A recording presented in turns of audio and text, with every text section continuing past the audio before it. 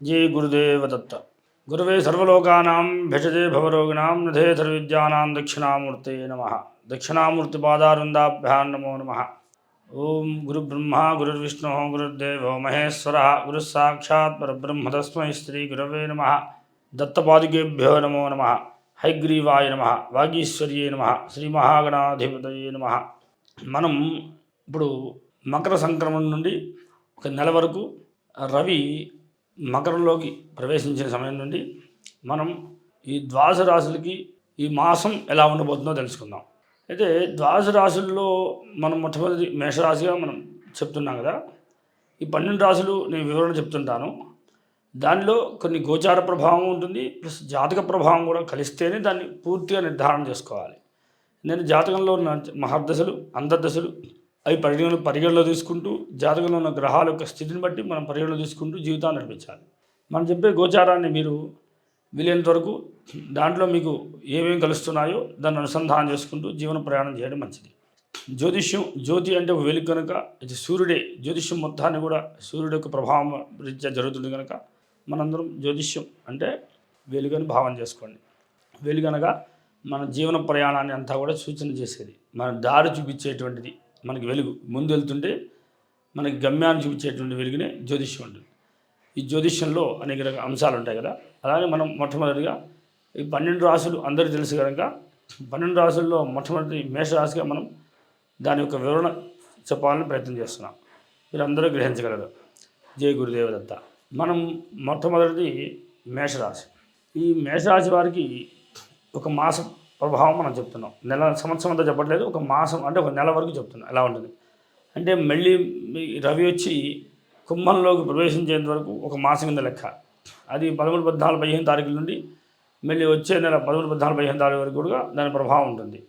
కనుక ఈ సంక్రమణ ప్రభావం ఏంటి, ఈ ఈ రవి ప్రవేశించడం దగ్గర నుండి గ్రహస్థితి ఎలా ఉండబోతుందో మనం వివరంగా తెలుసుకుందాం. ఇప్పుడు మేషరాశి వారికి విశేషముగా గురుడు ఉన్న స్థితి బాగుండడం వల్ల ఉన్నత ఆలోచనలు, మంచి మంచి ప్రణాళికలు, కొత్త కొత్త ప్రణాళికల ద్వారా మంచి మంచి పనులు చేయడానికి ఆలోచన కలగడం, ఈ సంవత్సరం అంతా కూడా ఈ మాసం అంతా కూడా వీరికి గురుడు యొక్క ప్రభావం వల్ల మంచి మంచి ప్రణాళికల ద్వారా జీవన ప్రయాణం నడవడం వల్ల వీరు ఉన్నత స్థితిలో ఉండడానికి అవకాశం ఉంటుంది.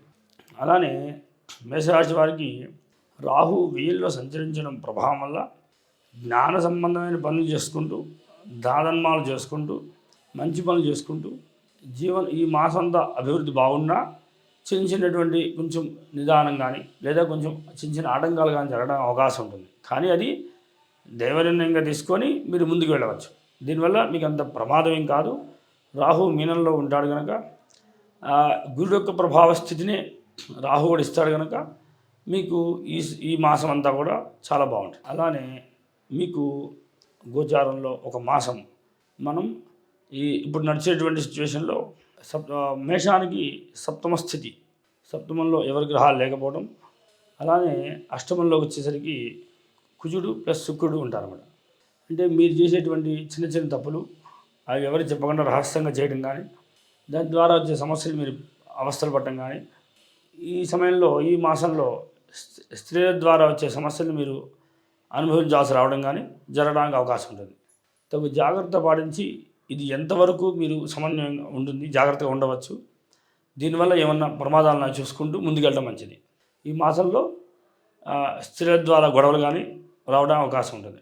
అలానే కేతువు షష్ఠ స్థితిలో ఉన్నాడు కనుక మీకు ఈ మాసంలో కొంచెము జ్ఞాన సంబంధమైన విషయాలు అవగతం అవ్వడం, అలానే కొంచెం మనం చేసే పనిలో రాంగ్ స్టెప్ వేసి కొంచెం సమస్యలు తెచ్చుకోవడానికి కూడా ఈ కేతువు షష్ఠంలో ఉన్నప్పుడు మనకు జరిగే ప్రమాదాలు ఇవి.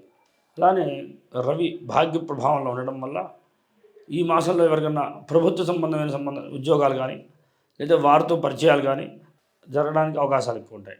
అలా దాంతోపాటు మేషరాశి వారికి బుధుడు కూడా భాగ్యంలో ఉండడం వల్ల సోదరుల వల్ల కలిసి రావడం కానీ, సోదరు ద్వారా కొంచెం అనుకూల స్థితి రావడం కానీ, లేదా సోదరుల ద్వారా వచ్చే సమస్యలను కూడా కొంచెం అధిగమించి మీ జీవన ప్రయాణం ముందుకెళ్ళడం కానీ జరుగుతుంటాయి. అలానే మీకు రావాల్సిన పితృ సంబంధమైన ధనాన్ని కూడా ఈ మాసంలో మీరు పొందడానికి అవకాశం ఉంటుంది. అలానే మధ్యలో సోదరులు కొంచెం అడ్డు రావడం కానీ లేదా కొంచెం వాళ్ళు ఇబ్బంది పెట్టినా తర్వాత వాతావరణం అనుకూలంగా మారడానికి అవకాశం కలదు. మీకు ఒక లాభస్థితిలో శని ఉండడం వల్ల విశేషంగా మీరు ఏ పని తలచినా అది పెద్ద మొత్తంలో లాభాన్ని పొందడానికి అవకాశం కలుగుతుంది. కాబట్టి ఆ లాభాన్ని కొంచెం నిదానంగా రావడానికి అవకాశం ఉంటుంది. శని లాభస్థితిలో ఉండడం వల్ల మీకు ఆ స్థితిని మీరు పొందవచ్చు. మీకు మరి ఏదన్నా దోషం ఉందా, ఏదన్నా పరిహారం కావాలా అని అడుగుతూ ఉంటాం మనం.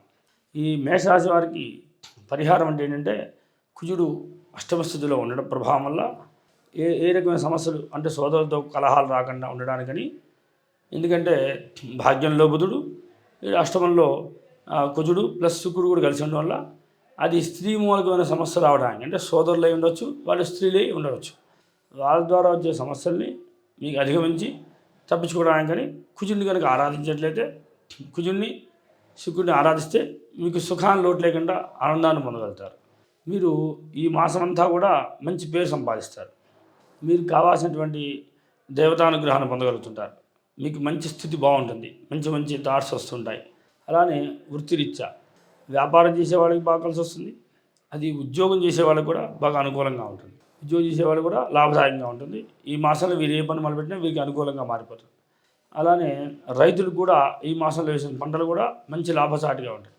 అలానే వీరు ఇప్పుడు వాతావరణంలో ఏదన్నా వీరు భూమి తవ్వటాలు, లోపల తీసే ఖనిజాలు అలాంటివి తీసే వాళ్ళకి మాత్రం కొంచెం ఇబ్బందిగా ఉంటుంది. అలానే ఒకవేళ అనాశనాలు నడిపే వాళ్ళకి అయితే ఈ మాసంలో వారికి చాలా అనుకూలంగా ఉంటుంది. వీరికి ఆదాయం బాగా వస్తుంది. తద్వారా వీరు అనాశరణాలయాలు, వృద్ధాశ్రమాలు అవన్నీ కూడా అభివృద్ధి చేయడానికి అవకాశం ఉంది. అంటే ఎక్కువ ఫండ్ రావడానికి చాలా, అంటే ధనం రావడానికి ఎక్కువ అవకాశంగా ఉంటుంది. అంటే ఈ మాసంలో వీరి ద్వారా ధనాన్ని అడిగినట్లయితే, నేను దీని డెవలప్మెంట్ కోసం వాడుతున్నానని చెప్పి ధనం తీసుకుంటే మీకు సపోర్ట్ బాగా ఉంటుంది. అది ఈ మాసంలో ఇంకా మీకు మేషరాశి వారికి విశేషముగా విద్యావంతులు మంచి కీర్తి పొందడానికి, తర్వాత చిన్న పిల్లల్ని దగ్గర తీసుకొని వాళ్ళు అభివృద్ధి చేయడానికి, మీరు దానధర్మాలు చేయడానికి ఈ మాసం చాలా అనుకూలంగా ఉంటుంది. మీరు ఎలాంటి కొత్త ప్రణాళిక ప్రారంభం చేయాలన్నా ఈ మాసం మీకు, అంటే ఒక నెల ఒకటే కాదు, ఈ సంవత్సరం కూడా ఈ గురుడు మేషం నుండి మారేదాకా వరకు కూడా మీకు మంచి యోగాన్ని ఇస్తుంటాడు. తద్వారా మీరు మంచి ఫలితాన్ని పొందగలుగుతుంటారు. తర్వాత మీకు ఇంకా విశేషముగా ఈ మేషరాశి వారికి రిమార్క్ ఏంటంటే రాహు వేయిలో ఉండడం. కనుక గో ప్రదక్షిణ చేయడం, రాహుకి శ్లోకాలు చదవడం కానీ, రాహవే నమః అని శ్లోకం చదవడం కానీ, లేదంటే కనుక కుజగ్రహాయ నమః, కుజుడికి రాహుకి ఈ 2 శ్లోకాలు చదవడం వల్ల, అంటే నామం చదివినా కూడా మీకు సంపూర్ణ ఫలితాన్ని పొందగలుగుతారు. అలా జపం చేయడం వల్ల ఏ రకమైన సోదర కలహాలు రాకుండా ఉంటాయి. అలానే పనిలో ఆటంకాలు రాకుండా ఉంటాయి. కానీ ఎలా ఉన్నా మీకైతే ఈ మాసం అంతా కూడా సర్వత్ర సర్వానుకూలంగా ఉండటం వల్ల విద్యార్థులైతే మంచి విద్య నేర్చుకుంటారు, ఉద్యోగస్తులైతే మంచి ప్రమోషన్కి వెళ్తుంటారు. అలానే సంతానం కావాలనుకున్న వాళ్ళకైతే మంచి సంతానం కలుగుతుంటారు. ఈ మాసంలో ఆదరణ ఎక్కువగా ఉంటుంది.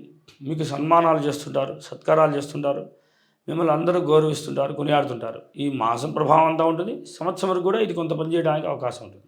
కనుక మీరు చేయాల్సిన వల్ల కుజునికి శ్లోకము, అలానే రాహుకి శ్లోకం చదవడం వల్ల ఇబ్బంది కలగకుండా ఉంటారు. ఎవరితోనూ ఆటంకం లేకుండా ఉంటాయి, సమస్య లేకుండా ఉంటాయి, కలహాలు లేకుండా ఉంటాయి, సుఖంగా ఉంటారు. కనుక మేషరాశి వారికి అంతా ఈ మాసం అంతా చాలా అభివృద్ధి బాగుంది. జై గురుదేవ దత్త.